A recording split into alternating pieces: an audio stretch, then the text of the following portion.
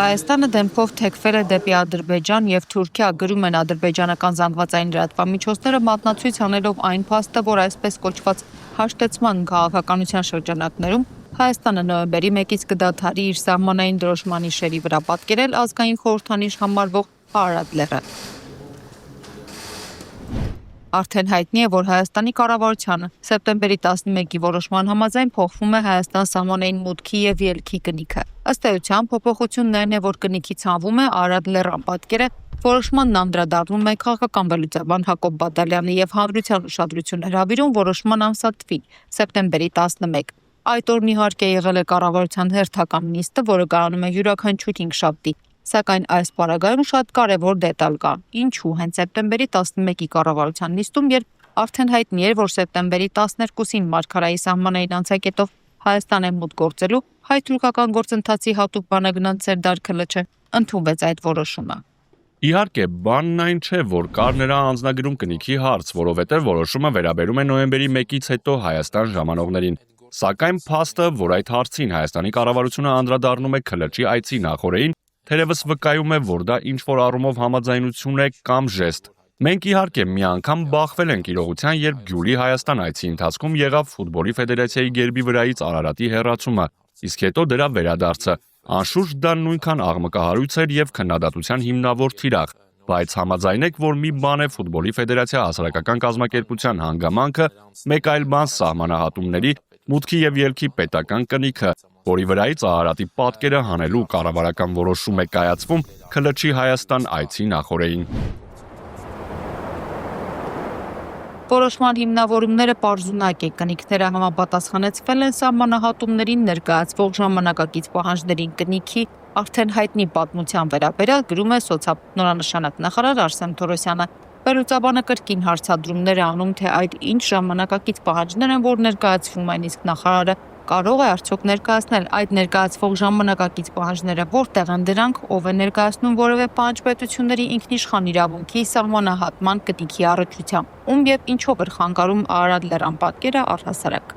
Այն կարող էր խանգարել միայն Թուրքիային ու Ադրբեջանին, այն էլ ոչ թե իսկապես խանգարելու իմաստով, այլ ընդամենը լիներ միջոց առիթ Հայաստանին պահանջ ներկայացնելու։ Այդ կերպ, իհարկե, թե Բաքուն, թե Անկարան փափուկ շանտաժի տրամաբանությամբ կլանում են Հայաստանի կառավարությանը։ Եթե որևէ մեկը մտածում է, թե օրինակ հանելով Արարատի պատկերը կամ այլևայլ գործողություններ անելով հնարավոր է զրկել Թուրքիային ու Ադրբեջանին առիթից, մեղմ ասած չարաչար սխալվում է, իսկ պարզ ասած գտնվում է քաղաքական անմեղսունակության վիճակում։ Այդպես, օրինակ, Արցախի կորստի հարցում սեփական պատասխանատվությունը քողարկելու համար կառավարող քաղաքական ուժը բացատրում էր, որ այդպիսով չունենալով Ադրբեջանի հանդեպ ոչ մի պարտք ու պահանջ, Հայաստանը Ադրբեջանին է զրկում Հայաստանի հանդեպ այդպիսին ունենալու հիմքից, առիթից։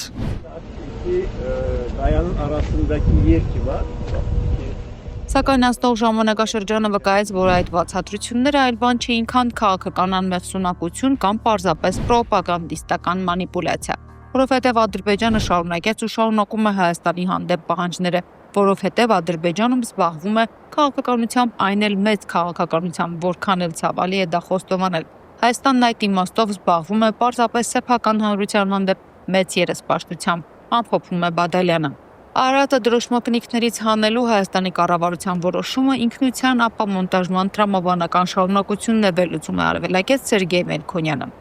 Եվ եթե ինչ-որ մեկը կարծում է, որ Հայաստանի սահմանադրությունը փոխելու Բաքվի պահանջը կապված է միայն նախաբանի հետ, որտեղ հղում կա Արցախին, ապա սխալվում է։ Հաստատ կփոխվի նաև Հայաստանի Հանրապետության զինանշանի մասին 21-րդ հոդվածը, բայց արդեն ոչ թե Բաքվի, այլ Անկարայի պահանջով։ Խորհրդանիշների ոչնչացումը հանգեցնում է ինքնության ոչնչացմանը, տվյալ դեպքում ինչպես պետական, այնպես էլ ազգային։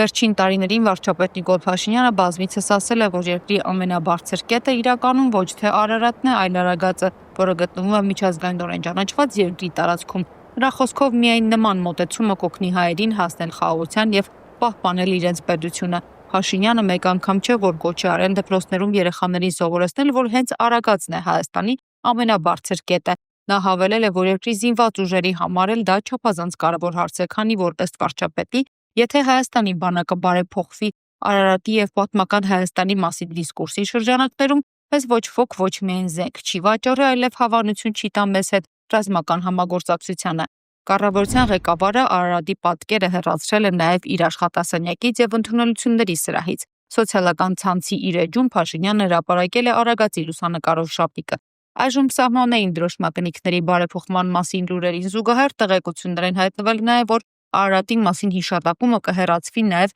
իշխող կուսակցության կանոնադրությունից։ Փոփոխությունների վերջնական հաստատումը նախատեսված է սեպտեմբերի 20-ին, երբ տեղի կունենա ՔՊ-ի համակումարը։ Զուգահեռաբար այս ֆոնին քննարկում է ծավալվել Հայաստանի զինանշանի մասին։ Ազգային ժողովի նախագահ Ալեն Սիմոնյանը բավականին կոշտ ձևով ծաղրել է զինանշանը։ Նրա խոսքով պետական խորհրդանիշի վրա պատկերված առյուծը սմայլիկի է նման։ Սուրը չգիտես ինչու շղթայված է, իսկ Հայաստանն ինքը ջրի տակ է։ Ֆրիդա Ղազարյան, Գարիկ Արամյան, TB News։